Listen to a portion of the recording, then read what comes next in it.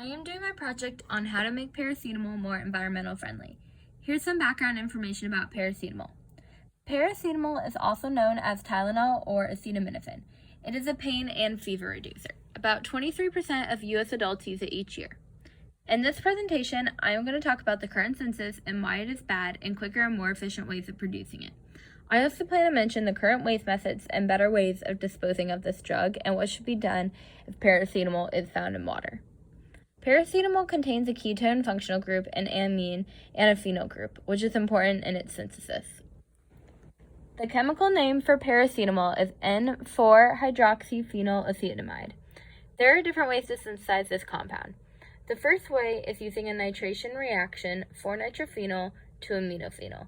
This was created by Harman Morse. This accurately synthesized Tylenol. However, this mechanism was very costly and required sufficient energy, with a percent atom economy of only 36%.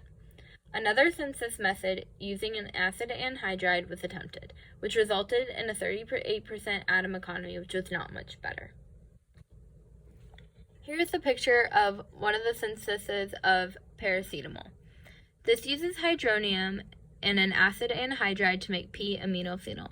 Then p-aminophenyl and a carboxylic acid were combined to make acetaminophen. The issues with this synthesis is it is not at 100% atom economy, meaning that some of the intermediates can cause harm to the environment. A newer method is known as the Hoche synthetic pathway, which uses a carboxylic acid and an acid-catalyzed Beckmann rearrangement with a para-substituted benzene in order to synthesize acetaminophen. This was a better solution to creating paracetamol because it caused less harm to the environment due to the higher percent atom economy. This led to a new idea of green chemistry.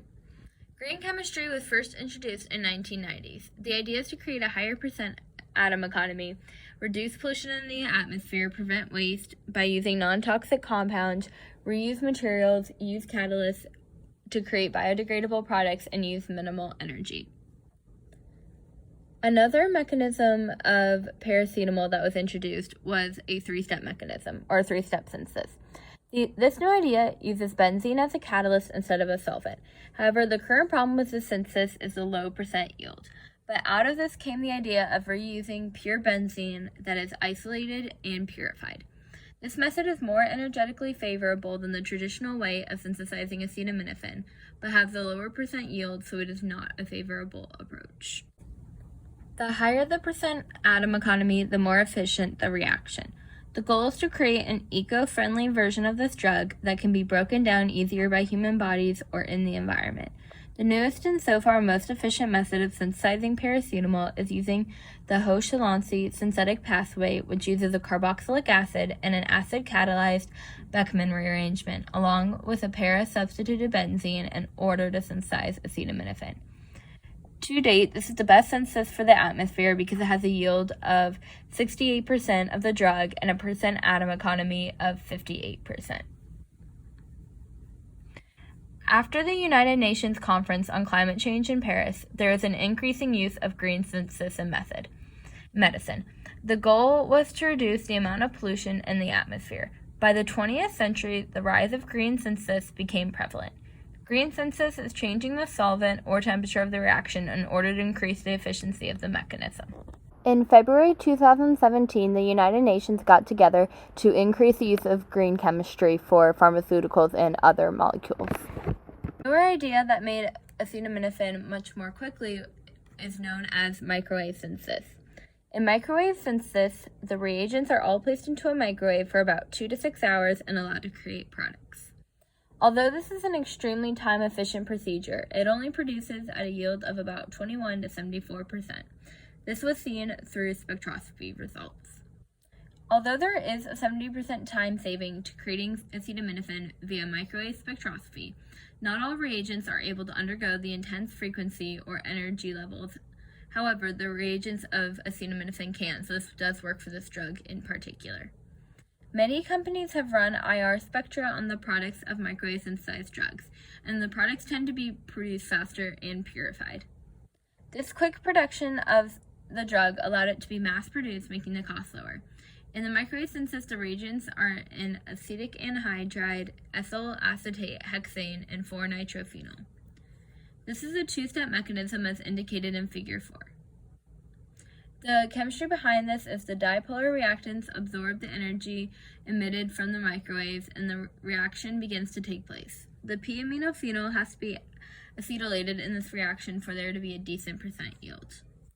In one experiment using microwave synthesis, 50 grams of p-aminophenol and 20 milliliters of 80% acetic acid were put in a 200-watt microwave for 20 minutes and then irradiated at 100 watts for 10 minutes. The final temperature was 125 degrees Celsius, leading to a 55% yield of pure acetaminophen. This is not a high percent yield, however, the product was made very rapidly. This is a really neat video that I found because it shows how easily Tylenol is able to be synthesized through microwave synthesis using heat and the reagents mentioned before and form a crystallized product as seen here. Another issue aside from the synthesis of acetaminophen is the disposal of this drug. According to a study, about 9 to 11% of this drug is excreted through urine. Locally, acetaminophen is being disposed of without being broken down first. Humans are either disposing of it in the trash or into sewer systems. If one disposes of this drug locally, the drug should be broken down first. This drug is ending up in full pill form in bodies of water, which is causing harm to fish and other aquatic species. Studies have shown that paracetamol affects the fins, gills, and reproductive systems of the fish the most. Even with trace amounts of paracetamol in the waters, the pH of this drug can cause harm to bodies of water. There have been high levels of pharmaceuticals found in waste plants through human waste only. Most enter the water through sewage. If dissolved or crushed up, these drugs have a less likely chance of harming aquatic life and altering existing food chains in the ecosystem. An issue directed more towards humans is when it gets into our drinking waters. There was a problem with drinking water in Minnesota where high levels of paracetamol were found. High doses of paracetamol can cause liver damage, especially if intake is unknown. This is less harmful to humans as it is to aquatic species, but still not something desired in our waters. An additional pressing issue with acetaminophen is the pH of 5.5 to 6.5, mainly due to the hydrogen of the hydroxyl group, which negatively impacts aquatic species when found in their waters, because rapid changes in the pH of waters can kill aquatic life. Acetaminophen is not very soluble in water due to the large size of the molecule. The internal hydrogen bonding of acetaminophen increases the energy needed to separate the molecules. The pH and functional groups in acetaminophen also play an important role in what effects it has in the environment. A new, more current method of removing acetaminophen from the water uses chlorination to rid the water, but this is very toxic and releases byproducts that also harm aquatic life, such as bromoform, dibromochloromethane, chloroform, and other toxic products. Here are the structures of the byproducts of chlorination in water. A newer proposed method included using activated carbon to absorb the paracetamol in wastewater. The activated carbon can absorb organic pollutants through the formation of strong hydrogen bonds.